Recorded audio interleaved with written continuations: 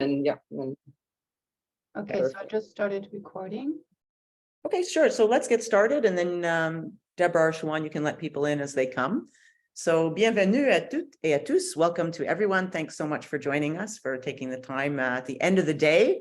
Avant de commencer, j'aimerais souligner que l'Université McGill et le CUSM sont situés sur des terres autochtones non cédées et que Montréal a toujours été un lieu de rassemblement pour de nombreuses Premières Nations. J'aimerais exprimer ma gratitude et mon appréciation, et ce, sur le territoire desquels se trouve maintenant notre lieu de guérison.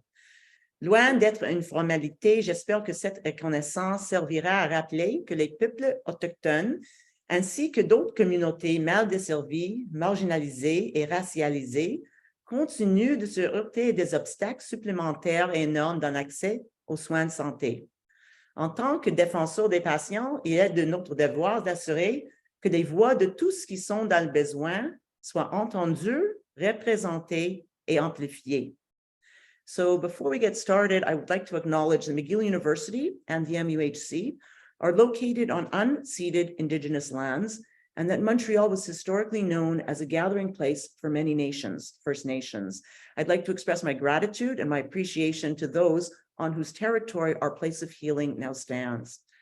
Far from this being merely a formality, I hope that this acknowledgement will serve as a reminder that Indigenous peoples, along with a host of other underserviced, marginalized, and racialized communities, continue to face additional and enormous barriers to accessing healthcare.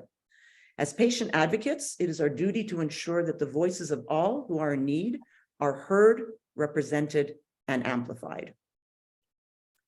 Okay, so bienvenue, welcome to our annual General Assembly. Oh, it's not, whoopsie. OK, l'ordre du jour, the agenda. Premièrement, on va avoir une présentation des nouveaux membres du comité des usagers. So we'll start with just introducing the new members of the Users Committee. Deuxièmement, on va revoir les fonctions du comité des usagers. We're going to just very briefly provide an overview of what it is we do. I realize that most people here are well aware, but in case there are some people for whom this is news, we will go over that quickly. On va examiner le rapport annuel, y compris le rapport financier. So we are going to just give a bit of an overview of the highlights of our annual report, which highlights some of the activities, our primary activities. We will also go over our financial report. On va examiner le nouveau règlement sur la gouvernance de CU, puis vote ratification. So we'll have just a quick overview of our new governance bylaws, and then we will vote and ratify it. Puis on va finir avec une période de questions. So we'll finish with a question period. We do need someone to propose the acceptance of this agenda, and then someone to second. Okay, Danielle, and then Deborah. Thank you. Okay, so les membres du comité des usagers du CUSM, we are a new committee as of November, so all members are new, and we will just introduce ourselves so that people can put faces to names. Moi, je suis Ingrid Kovic, la présidente. I'm Ingrid Kovic, the chair of the Users Committee. Ingrid, are you going to take the share screen, take it down for a moment while we do that, or? I could. I thought when we spoke it would go up, but I can. Oh, yeah, maybe. Yeah, sorry. Yeah. Because we can see each other, right? I think when we speak it, we move up in queue, but I'm not sure. Let's see how it works. If not, I can stop share. Okay. I'm Deborah Radcliffe Branch. I'm vice chair. I'm Joe Ojeda. I'm the treasurer. Okay, I will stop share then because we're not really seeing it very well. Okay. Oh, then we don't see the list. I'm Amanda. Oh, sorry. I'm Amanda Burkovich. I'm the secretary.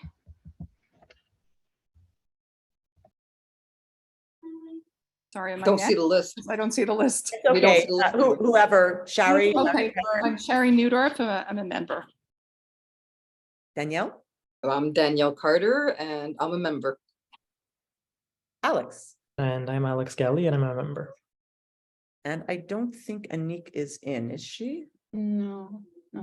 No, okay. So let me just go back to this. Okay. Okay, so I'm going to go over just a little bit of ce que le comité des usagers usagers peut faire, what the committee is able to do.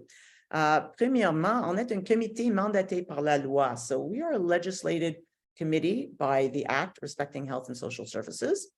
On peut vous informer de vos droits en matière de services de santé et défendre ces droits tant individuellement que collectivement.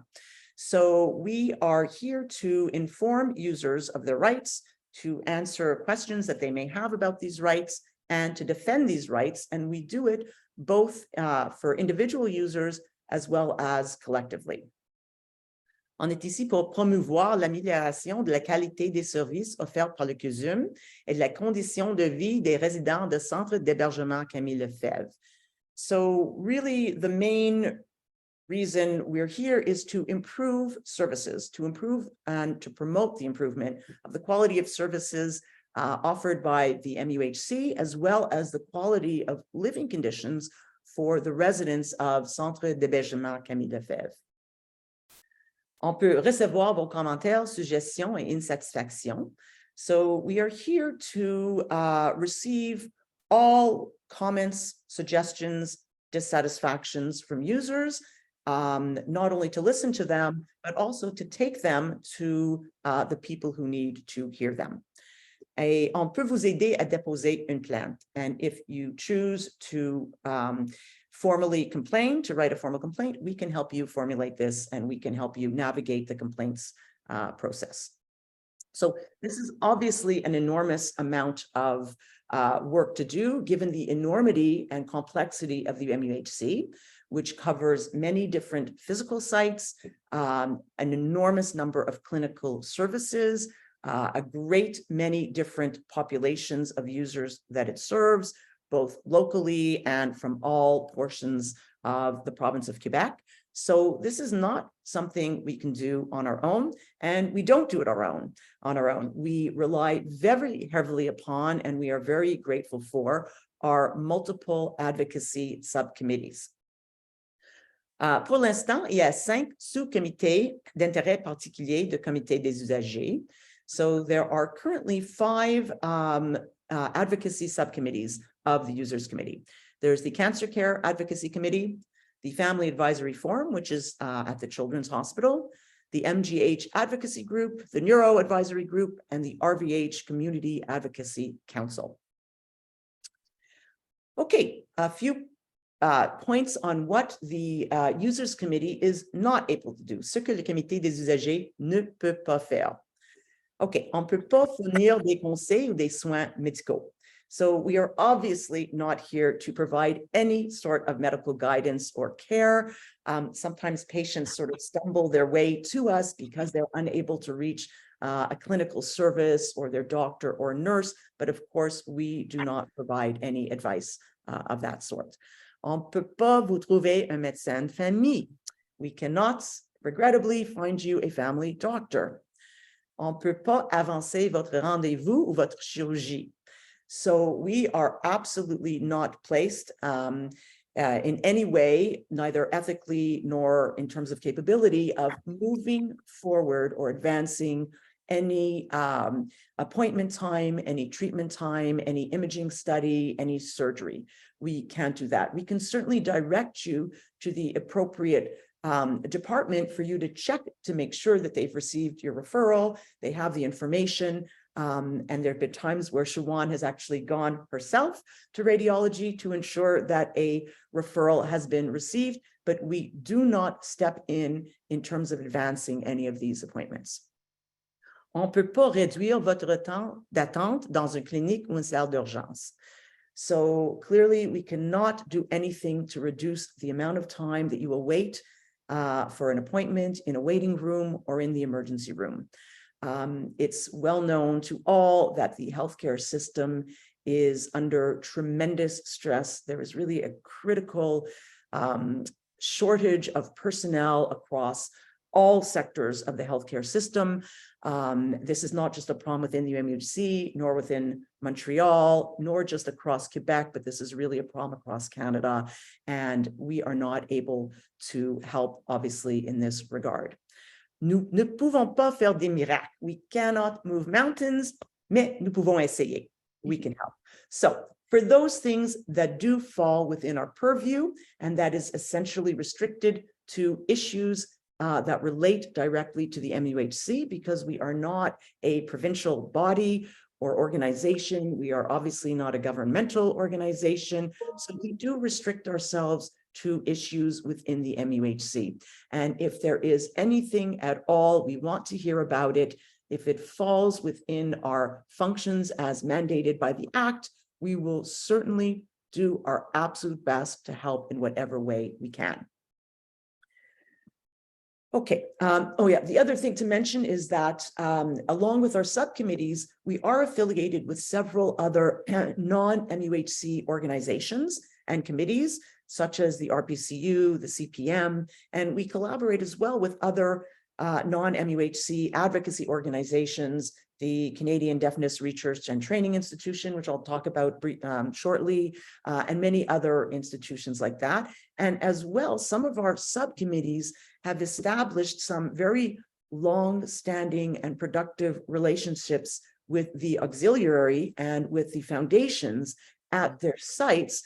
And this has allowed them to be incredibly productive in terms of succeeding with initiatives that better the services and the experience for users within the MUHC.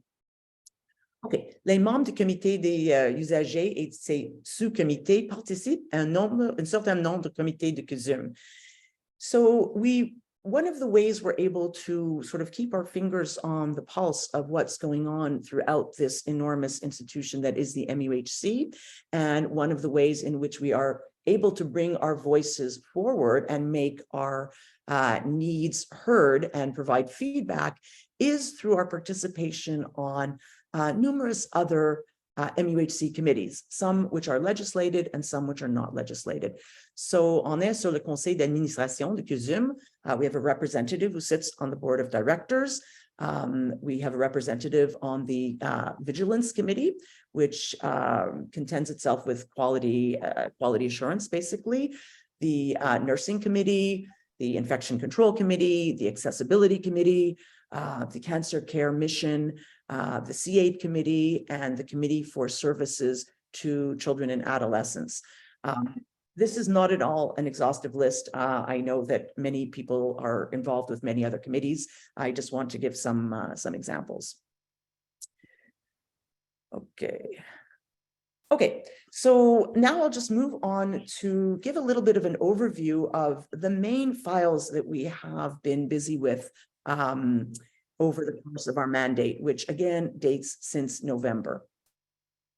Okay, l'hôpital de la Chine. So tout le monde sait, il y avait une grande incertitude, une grande préoccupation au part des usagers de CUSM, mais aussi du communauté de la Chine au sujet du futur de l'hôpital de la Chine. So, as I'm sure everybody is aware, an enormous preoccupation of ours since our arrival has been the future of the Lachine Hospital.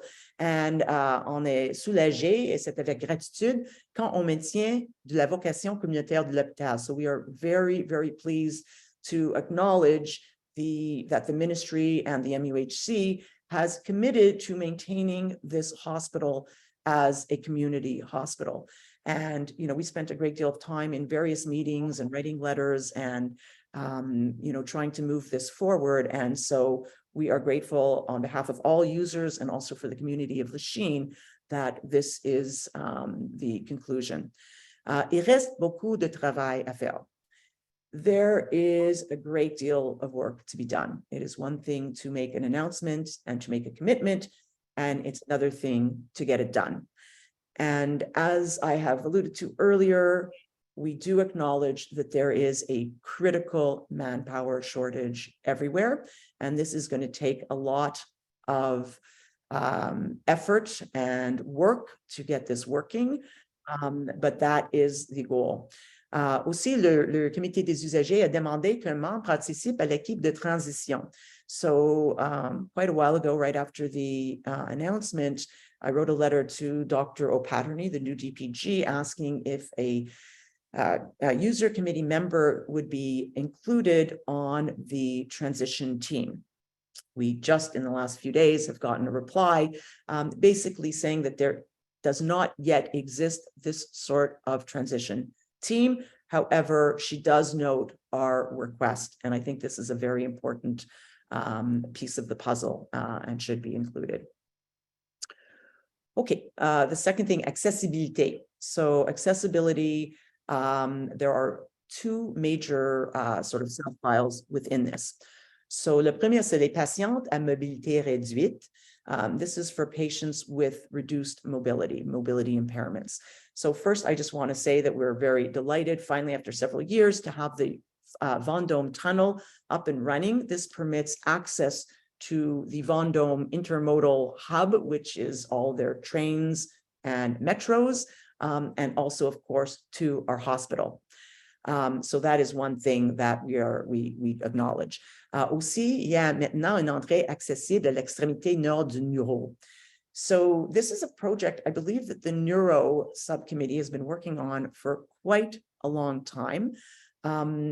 Most of us are probably familiar with the site, the hospital, and recognize the challenges that it presents for patients with mobility impairments, which ironically represents an enormous proportion of neuro patients. And there was a need to have an accessible door or entrance at the northern end of the building near the parking behind Molson Stadium. And I want to acknowledge with gratitude the work that the Neuro Subcommittee has done in order to make this finally successful. There are ongoing issues with parking. The parking actually now at the Neuro is no longer administered by MUHC, from what I understand, a private company. So there are many layers of challenges, but at least this was a great initiative that was very successful. Okay, en cours, une salle de bain entièrement accessible sur le site Glen.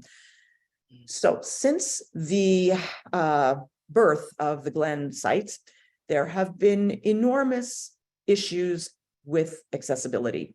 And we've been incredibly lucky to have had a subcommittee member who went through the site with a fine-tooth comb, every single bathroom, and with the accessibility team or with the building managers to identify improvements that needed to be made to bathrooms in order for them to be accessible.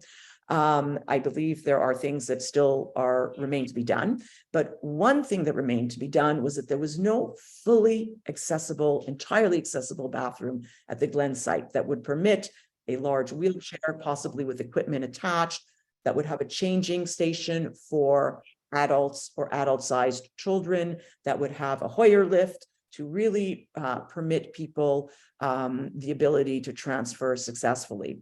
So the hospital, the administration has finally agreed to address this problem. There are two adjacent bathrooms on the ground floor of the Glen site, and they are going to combine these into a single bathroom that is going to be fully accessible. And again, I gratefully acknowledge our subcommittee member who's working on this dossier with the project manager, and hopefully this will finally happen. OK, le deuxième grand dossier, c'est le projet pour la communauté sourde. Okay, so I just want to talk a little bit about the Eldridge decision. And this was a Supreme Court decision that was back in 1997, and it specified that under the Canadian Charter of Rights, deaf persons were entitled to sign language interpretation for all medical services covered by the Canadian Health Act. And here we are more than 25 years later, and many healthcare facilities, most healthcare facilities, including the MUHC, have not succeeded in meeting this obligation. This has been a file that has been in the works for many years prior to our arrival. And there was a great deal of progress made with with collaboration avec l'Institut canadien de recherche et de formation sur surdité, the CDRTI, and the two doctors who work there. It was a collaboration between them, between many subcommittee members, between the DPS and between the Accessibility Committee. And the CDRTI had made a very thorough report, and it had some very clear and concrete recommendations. And the project seems to have stalled for a number of reasons. There was, of course, the dissolution of the Users Committee last June and the suspension of activities of a lot of subcommittees. The DPS, who sounds like she was very involved and very on board, is no longer the active DPS. And so we've been trying to resurrect this project by, again, meeting with the Drs. McDougall, sending letters to the DPS, trying to just get everybody on board. This is a very high priority project for the Users Committee. It's been far too long, and we need to enact these recommendations and bring the MUHC in line with the Supreme Court decision that now dates 25 years. OK, droits et services des populations autochtones. So, principe de Joyce. Je pense que tout le monde est probablement au courant de l'histoire de Joyce Etchekon, qui était une femme atikamekw qui est décédée à l'hôpital de Joliette dans des conditions vraiment affreuses.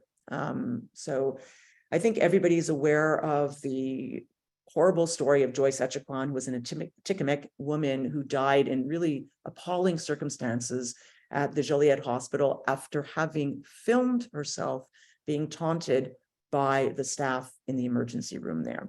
And so following this tragedy, the Atikamekw Nation created Joyce's principle, which aims to guarantee to all Indigenous people the right of equitable access without any discrimination to all social and health services, as well as the right to enjoy the best possible physical, mental, emotional, and spiritual health. Now, although the Quebec government has to date refused to adopt Joyce's principle, they have actually refused to acknowledge that there is systemic racism in our healthcare network, not only for Indigenous populations, but for all marginalized, racialized communities.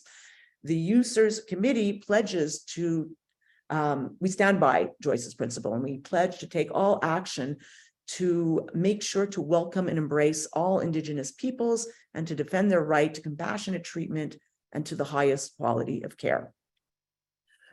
So notwithstanding that, I think everybody would agree that Indigenous populations and other visible minorities face added barriers to care and likely receive suboptimal care.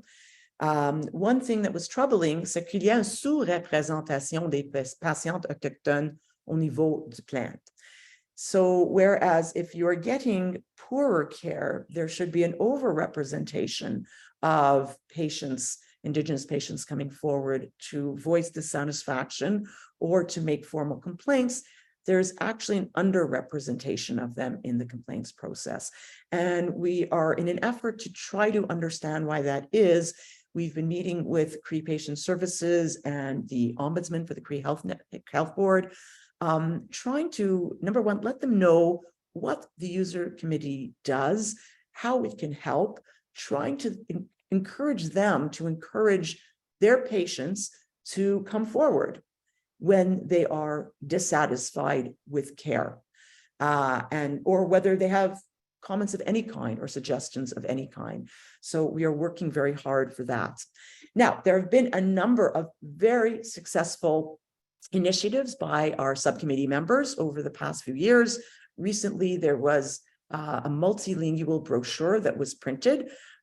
If you haven't seen it, it's worth taking a look. It's really fantastic. In addition to English and French, there is all the information in Cree, in Mohawk, and in Inuktitut. These were actually so popular, we pretty much ran out of them, and we've had to print several more boxes of them. So this has been really warmly received. Aussi, il y a des aliments traditionnels au menu. There was a drive or initiative to include some traditional foods on the hospital menu.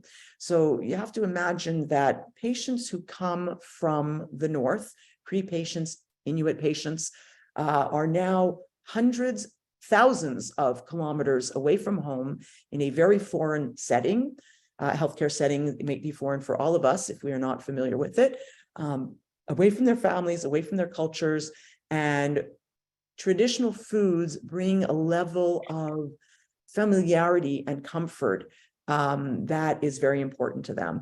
And again, our subcommittee members worked very hard and finally got bannock on the menu. And this again was something that was very much welcomed. Okay, on a aussi des œuvres d'art autochtones. We have some indigenous artworks. I think it's on the 4th floor of the Children's that there's a permanent installation now. I think there's plans for more of these. And we're happy to see these kinds of initiatives. Aussi, il y avait des autres idées initiatives. We just recently met with one of the subcommittees, and some of their members had an idea to provide patients, Indigenous patients who aren't comfortable in either English or French, with some kind of communication tool, a paper or something that could be kept by the bedside that would help them if they didn't have a translator present or a family member present to communicate important information to the healthcare team. So again, it would be in many different languages. There might be a part that would be pictorial, like they have for kids for pain scales, but something that would really make sure that the ability to communicate with the healthcare team was optimized to the extent that we're able. So it's really exciting to see there are so many people who are enthusiastic and devoted to so many different initiatives. And I think we can get a really great working group going. I think there are many other things that we can do to welcome Indigenous patients to the MUHC. And it's exciting to see how many people are involved. Okay, l'unité de soins palliatifs aigus. So this is the acute palliative care service. So pendant la pandémie, cette unité a cédé 6 de ses 12 lits. Puis il y avait une inquiétude quant à la disparition totale de l'unité de soins palliatifs aigus. So during the pandemic, the acute palliative care service used to have 12 beds. And of course, with COVID and the desperate need for beds, they were forced to cede 6 of these 12 beds. And even though the demand for beds has decreased, they have not been able to repatriate these beds. And there was a concern that this service might disappear entirely. And this was particularly worrisome when there was talk of Plan B for Lachine Hospital, where one of the things they were going to do was expand enormously or double the size of their palliative care unit. And immediately this sort of told us that it would likely come at the expense of this acute palliative care service. OK, je voudrais juste faire une petite distinction entre le soin palliatif aigu et les soins palliatifs fin de vie. So this is something, because we've been meeting, we've had many, many meetings with the chair of the palliative care unit, the acute palliative care unit at Glen. We've met with the department head from Lachine, and we've been helped to understand that there's an enormous difference between acute palliative care and palliative care for end-of-life care, for hospice care. And acute palliative care is care designed, it's expertise designed to address patients with intractable symptoms who are not getting the relief that they need. These patients are often already in hospital. They are on different services who do not have the expertise and who are not equipped to help them. And this acute palliative care ward would be able to admit these patients. These are patients with any kind of chronic disease. This is not simply for cancer, and it's for patients at any stage in the disease trajectory. So if you have a difficult symptom for which you are not getting relief, this is the kind of service that you need. And the idea is to admit patients, to be able to give them appropriate care, and to send them back home, send them back to their activities. So this is very, very different than hospice end-of-life care. And it's care that requires real expertise, both in terms of personnel, but also in terms of some of the services like interventional radiology that exist in the hospital. So it's entirely inappropriate to say that these patients can simply be seen elsewhere. This is a tertiary quaternary care center. We offer expertise of the highest level in so many different services. We need to be able to do the same for palliative care. And we are committed to making sure that they keep this. Now, what's interesting is il est prouvé que les soins palliatifs améliorent les soins, okay, raccourcissent des admissions et permettent de réaliser des économies.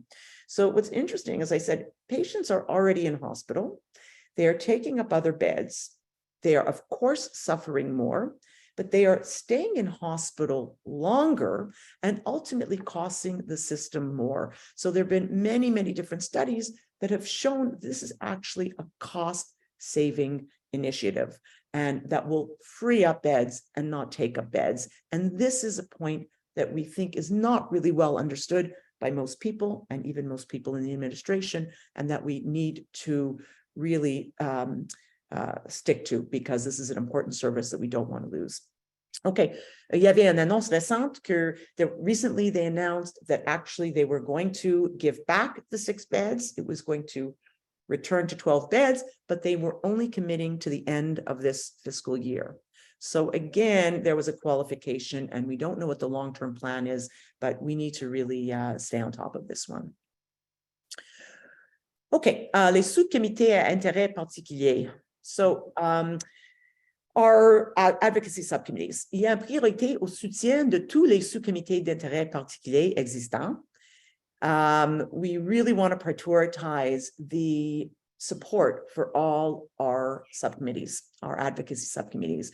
We want to see un retour au niveau d'activité précédent. We want to see a return to their previous levels of activity, but more so, on veut voir un élargissement des activités. We really want to see them be able to expand their activities. Remember, these are the working groups, the extension of the Users Committee, who help us fulfill our mandate, and we need everyone up and running, full steam ahead.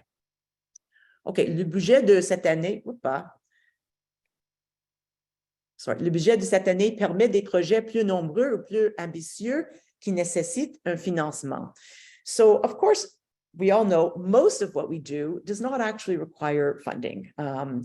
You know, the huge bulk of volume of work that we do. However, there are certain projects that do require funding. And because of our financial situation, which Joe will tell you about shortly, this is the year to think about projects either that may have been on the sidelines, that may have been percolating, but we've not been able to do, or to think a little bit more ambitiously about more ambitious projects that require funding. On veut aussi favoriser le développement de nouveaux sous-comités d'intérêt particulier. So we also would like to see the development of new advocacy subcommittees or new working groups, because there remain an enormous number of groups of patients and users who have needs that are not yet met. And it really takes a subcommittee or a group to speak for those particular populations. So we'd like to see more of them if possible. Okay, visibilité, médias sociaux. Okay, so one of the things that I sort of noticed, just from personal experience, I'm a very heavy user of multiple sites, and yet I didn't really know anything about the Users Committee. And I think many of us have had the same experience, and certainly the feedback I've gotten from many people, most people don't actually know what it is. And so we really want to have a bit of a campaign to increase our visibility, make ourselves known, and make what it is we do known as well. So on va avoir des affiches, des écrans plasma, les mailings de la Fondation. So we had a couple of different ideas. We're in the midst of printing up a number of these stand-up roll-ups that we can move around the hospital to places where we think that they will be best appreciated. And these are going to be in all the sites of the MUHC, including at Centre d'Hébergement Camille Lefebvre. We've had messages that are up on the plasma screens. Some hospitals have these screens in waiting rooms, and so we've managed to get our message up there. And also we are hoping to get a small little note about our committee on at the bottom of foundation mailings, which go out from each site. Also, we want to expand our social media presence a little bit. We've had a Facebook page for, I think, quite a long time. We want to expand that. We want to also include Instagram and Twitter accounts. And we want to, on veut présenter des informations qui ont un intérêt, une valeur et une pertinence directe pour les usagers. So the information we want to put on all these platforms is information that has direct relevance to our user population. So it's not so much of a general news platform of, medical interest stories or other things. It's really tools and initiatives and activities that relate directly to our users.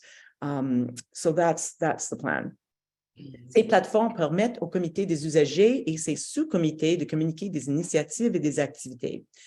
So these platforms, again, are not just for the users committee, they're of course for also our subcommittees, basically to advertise initiatives, activities, projects, information weeks.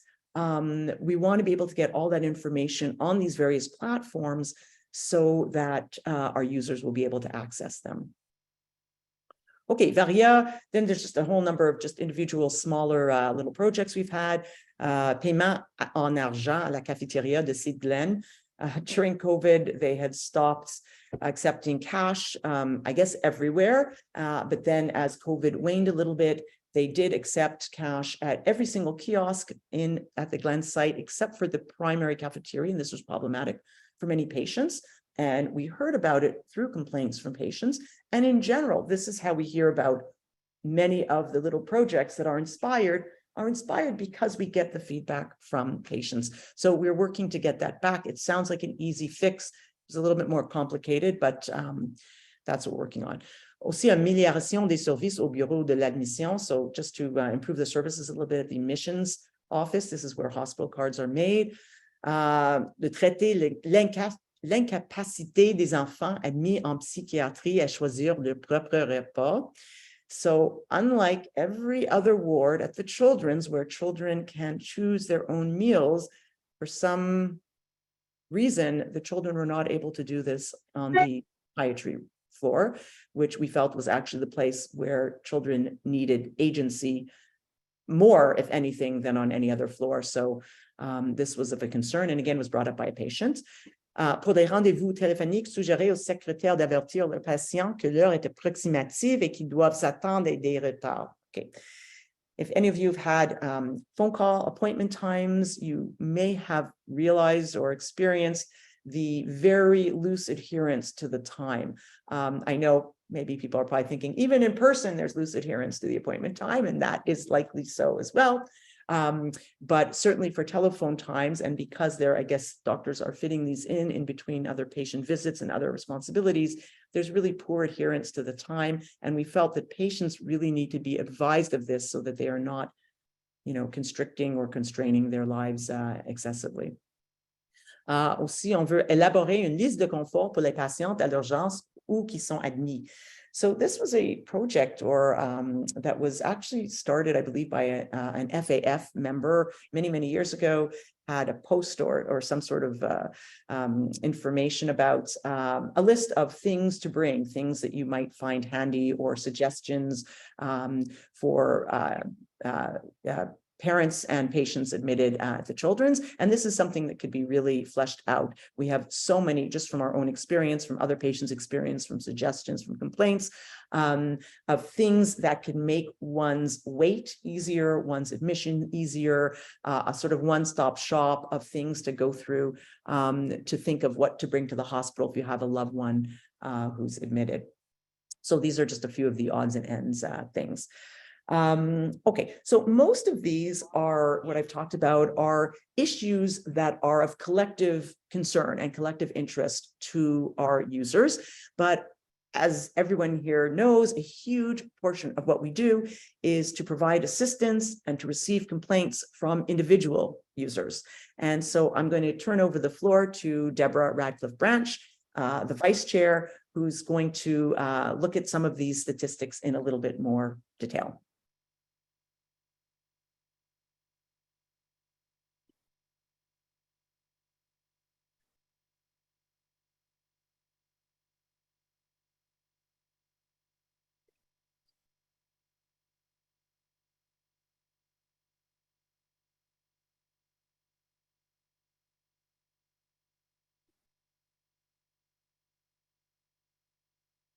Can everybody see that? Yeah, okay. Just 1 second. Okay, so I'd just like to touch on some of the statistics that we collect throughout the year. Bear in mind that we were functional for only 6 months of the year. So this is really a very atypical year. So I'm going to talk about the complaints and requests for assistance by site, the types of communication received by the Users Committee, and the category of complaints received. So complaints and requests for assistance by site, we can see that the largest volume naturally come from the sites that have the highest activity levels.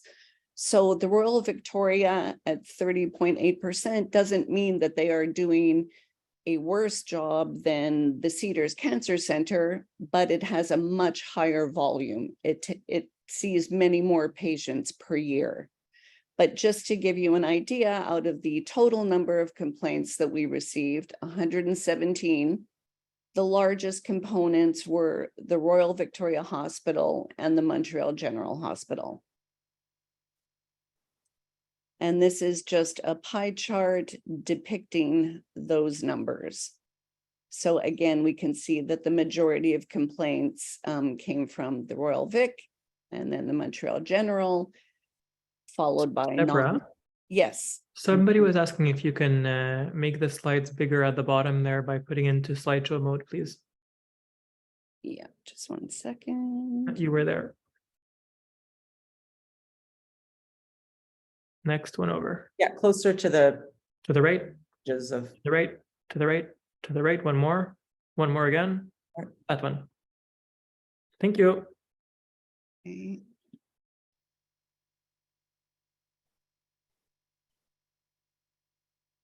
All right, now. So the type, whoops. Sorry, the type of communication that we receive at the Users Committee consists of really mostly complaints and requests for assistance. And the majority are requests for assistance. There is still some reluctance on the part of patients to make formal complaints. People are afraid that they may be viewed differently, that their care may be compromised. Though we assured them that this won't be the case, it still remains an issue of concern. So the majority of calls and emails we get are requests for assistance. Now, the definition of complaint categories based on the MSS are, and the ones that we see most often are access and care and services provided. So access includes delays, refusal of services, transfer, lack of services or resources, linguistic accessibility, choice of professional and establishment.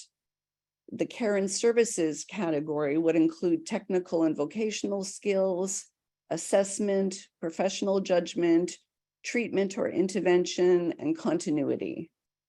Interpersonal relationships include issues regarding reliability, respect for the person, respect for privacy, empathy, communication with the entourage, violence and abuse, attitudes, availability, and the identification of personnel.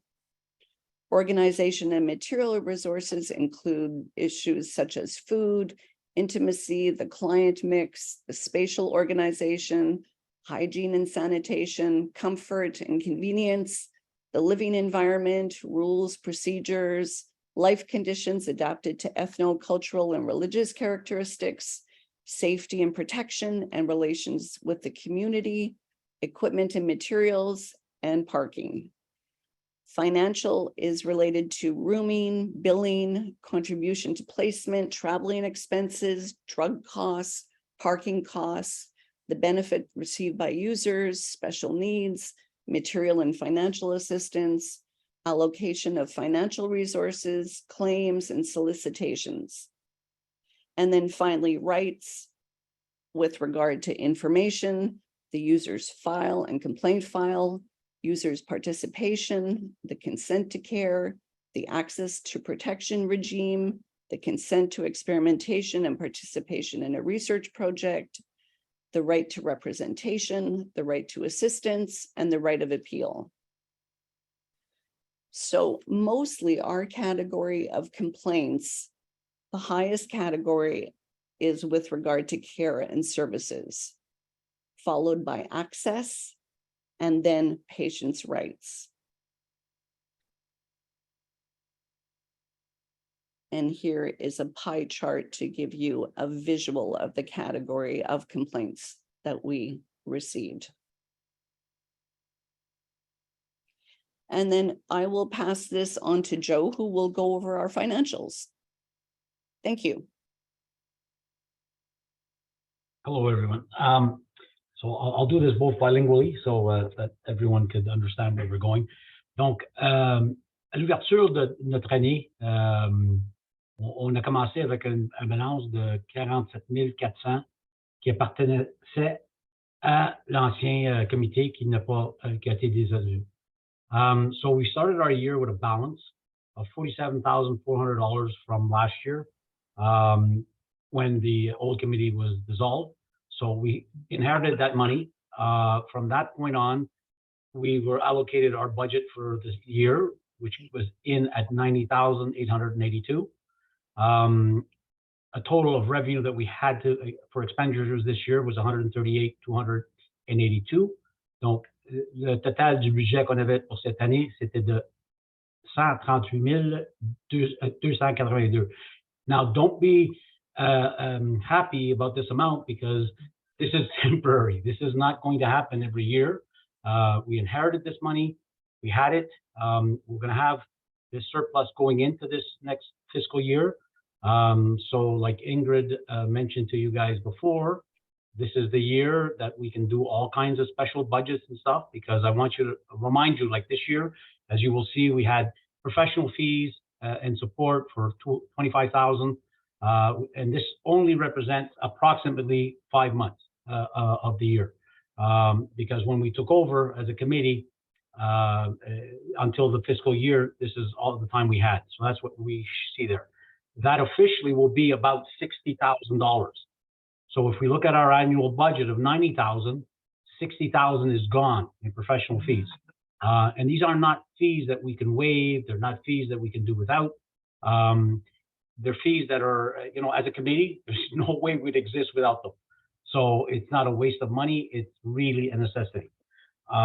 Donc, comme je vous dis, l'importance, on a un budget de 90 000 par année et un peu plus, mais le problème existe que on va dépenser 60 000 de ce 90 000 par année sur des services professionnels sur lesquels on ne peut pas se faire sans.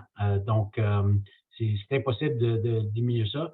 Ça sera 60 000 par année, qui va nous laisser un budget de 30 000 environ par année. Cette année, on a un surplus, on peut l'utiliser, mais ce surplus-là ne sera pas là l'année prochaine. Donc, comprenez, avec tous les subcomités qu'on a, avec tout le monde qu'on a supporté, il nous reste 30 000. So there's not a lot of money left in the pot when you have $30,000 left, when we have all these subcommittees that we're trying to gain more. So please keep that in mind for future. We're really underfinanced. That going forward, so now for this new fiscal year, we have $108,212. That's our balance for this fiscal year. Bear in mind, like we said, we have some extra funds so that we can spend towards important things that if anybody has a project that they think is important, like we're doing the banners, like we're doing the pamphlets and other things. So bear in mind that we don't have really huge surpluses to spend in the future. There we go. Thank you, Joe. Okay, welcome. I'll just wrap up very quickly.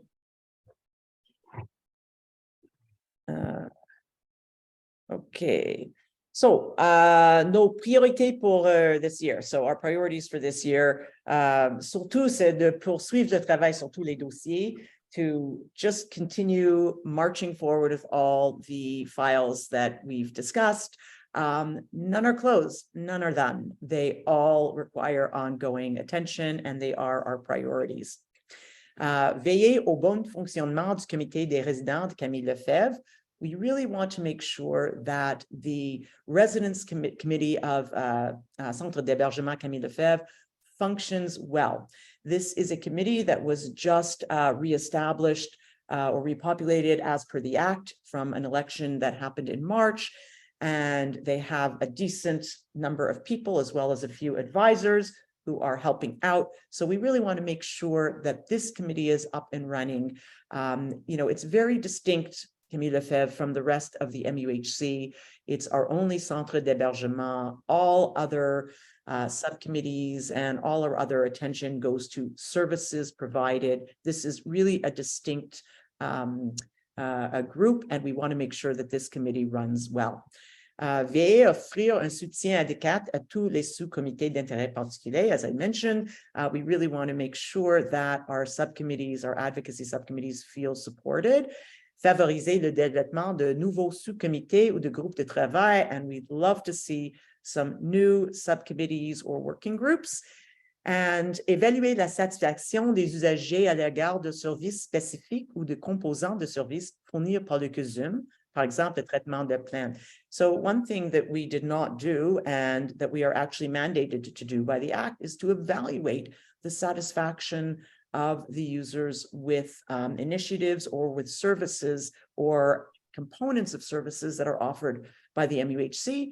And one thing that we've heard various reviews about is the actual complaints process. And so we are considering doing a user satisfaction survey regarding the complaints process. This is through the Complaints Commissioner, the Ombudsman, not just in terms of satisfaction with conclusions, but also satisfaction with the actual process.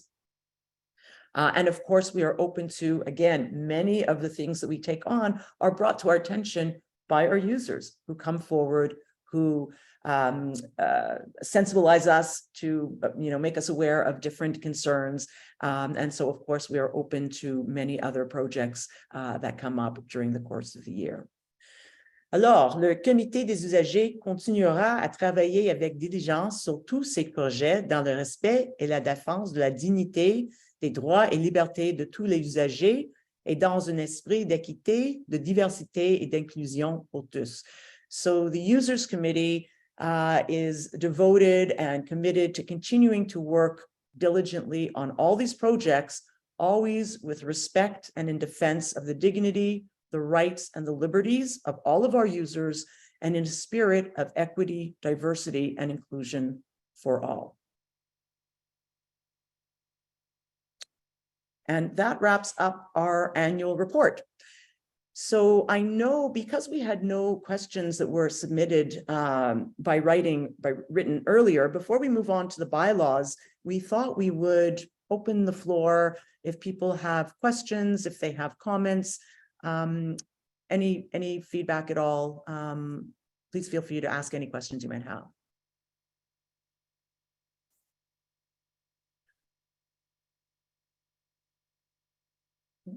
Okay, if not, we'll go on, but I'll come back. We'll still have the question period at the end. So if you think of something between, Louisiana Regnault. Go ahead. You're muted. You're muted. On peut pas vous entendre. Wait. That's too bad. No.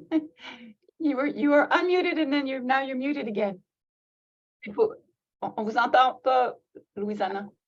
Ok, là, c'est beau. Ah non. No, Ah non, one vous more l'avez time. permis encore. Essayez encore une fois. There, stop there. We can hear you now. Oh. Can you hear me now? Yes, Wonderful. Can you see me? Yes. Well, yes, Oh, we okay. can. Well, sorry about that. Well, I just wanted to say that it was very interesting to see everything you've done. I think our team at the Patient Engagement Office, we haven't had the chance to meet with you still, but I think it's coming, hopefully in the coming weeks. And I think we have, can I say, maybe common interest in, improving patient experience. So I think it's going to be very interesting to exchange. But in the meantime, just want to say that thank you for everything you're doing. It's very important. And yeah, I think it's a very well done work. So congratulations. Thank you very, very much. And yes, let's absolutely put our heads together and connect. Great. Looking forward. Nice seeing you again, Louisiana. Nice seeing you, Danielle. Okay, so I guess we'll move on very quickly. It's going to be, it's not very long for the bylaws. So we've had a little, a subgroup who has addressed and redone our governance bylaw. And this has been inspired. There's been considerable upheaval in the last few years and a distinct need for a new governance bylaw that would meet two primary objectives. The first would be to ensure that the committee is structured and functions in conformity with the Act. That has to occur. And the second is that it would promote harmonious relationships within the Users Committee itself, within each of the advocacy subcommittees, and between all of these groups. So these were really the two driving philosophies and motivations that inspired the governance bylaws as they now exist. So I think everyone has had access to the documents. I hope you've had a chance to read them. Very good for insomnia. But I do hope they've been reviewed a bit. And I want to know if there are any objections or questions to anything that is in that bylaw. So if there's not, the formal ratification does require a vote. Since there doesn't seem to be a great deal of objection, maybe just those who object, if you can raise your hands, it'll be a little bit easier for Siobhan to count. Are there any objections to accepting the bylaw as it exists?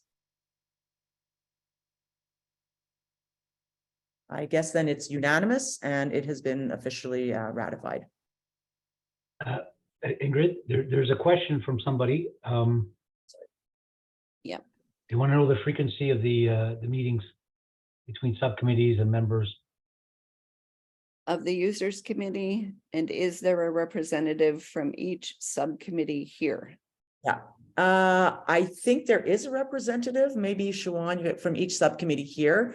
There's no set meetings between the Users Committee and subcommittees. It's been a bit of an ad hoc basis so far, as we are getting ourselves organized over the past few months.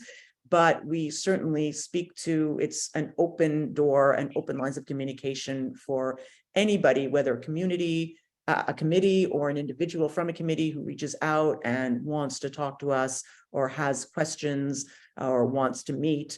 We have never said no, and it would take some kind of, no reasonable request will ever be denied. And we're actually working on an initiative or an idea to make sure that there's a user committee member present as an observer at each of the advocacy subcommittee meetings.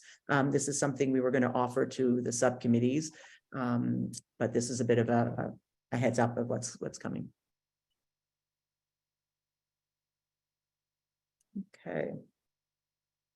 Okay, other than that, I think we have covered everything that we had hoped to cover. Again, I want to open up the floor to anybody who has any questions at all regarding the Users Committee, regarding anything they've heard tonight.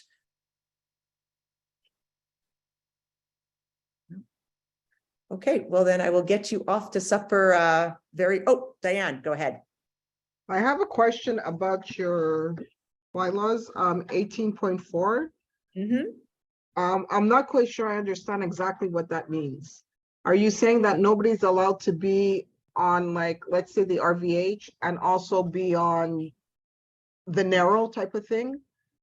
Correct. Yeah, we felt that this was a conflict of interest for various reasons. And we wanted to be sure that we weren't going to run into some of the troubles of the past. And we wanted to keep each individual subcommittee separate. Okay, so now another question pertaining to this. I just want to be clear. I'm sorry if it's too No, much. this is exactly the time to ask. So back to the same 18.4, like if you're sitting on the RVH and if you're part of the accessibility committee, is that allowed? Absolutely. The accessibility committee is an MUHC committee. And absolutely, there's no conflict. That's not, we don't address that at all in 18. On the subcommittee. Yeah. And also we do want to have different working groups. The users committee is going to establish a number of different working groups, whether it's for Indigenous rights and services, mental health services, all sorts of different things. And of course, user committee members who are very expert in many ways might want to participate in these things, that these committees that transcend sites, that are common to all the sites. And so we will have some working groups, and you can certainly sit on a subcommittee and ask the users committee if, when we establish these working groups, if you can participate, and that there's no conflict there either. It's just it only relates to different subcommittees. Okay, thank you. So just I repeat back to make sure I understood correctly. We're allowed to be on just as one subcommittee, but if it's any other working committee or an MUHC committee, we're allowed to be part of it as well as on our RVH committee type of thing, correct? Correct. For MUHC committees, they decide, they choose who's on, or they decide. And for most, even certainly for the users committee, for subcommittees, you should be, if you have new members or people who want to join, that should take a resolution at your committee level. You should be voted in. And so, for committees, for the MUHC, if they want the participation, and hopefully they do, there's no problem. And if the users committee, we want to establish certain working groups, then we will populate them with people who we think are going to be good assets to make that group work well. Okay, thank you very much. Danielle? I have a question. Yeah, Yeah, Dave. I can't find my little hand on the thingamabooby, but I got a big one here, so that works. So also I wanted to just sort of clarify, because I know for me, for instance, and maybe just to let the other people know, also you can participate with another committee as an observer. So like, for instance, I observe on the Camille Lefebvre committee. I can't participate on it, but they invite me to, give advice or have ideas when they're brainstorming. And I think that's allowed too, right? As long as you're not a sitting member. If you are interested in hearing what's going on at the Royal Vic and you're at the Neuro, but you can speak to someone there and they can invite you to participate in here. I mean, it's open meetings, right? So doesn't matter. Yeah, very good point. I'm glad you mentioned that. Yes, so both Danielle and Pierre Hurtaud sit as non-voting in an advisory observing capacity on the residence committee at Centre d'Hébergement Camille Lefebvre. So that also is permitted. But again, they did have to be voted in by the committee. So it does take, it's not just, you bring a friend along and you make an executive decision. If the committee feels that there's someone who's helpful and they vote to allow them to come in an advisory capacity or to observe, that's also fine. You just can't be a voting member. So that's a good qualification. Yeah. There's another question from Diane, but can you do that if you're on a subcommittee and not the MUHC committee? I'm not sure what you mean, Diane. Yeah, sorry, can you? Diane? As to what Danielle said, she says she sits because she's the MUHC Users Committee. It's not the same as the subcommittee. So would it be the same concept if it's a I'm on the subcommittee, the RVH, and I wanted to participate in the Generals Committee. Would I be there as the same type of thing like Danielle, or is it only for MUHC Users Committee members? No, it's inter subcommittee. It doesn't matter. It doesn't, you don't even necessarily have to be on another subcommittee. But if you are another subcommittee and a second subcommittee votes to add you as an observer and advisor, absolutely you can. Okay, thank you.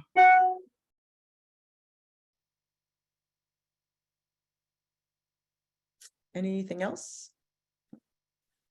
Okay, then. Anyway, thank you very, very much for all your attention and for taking the time.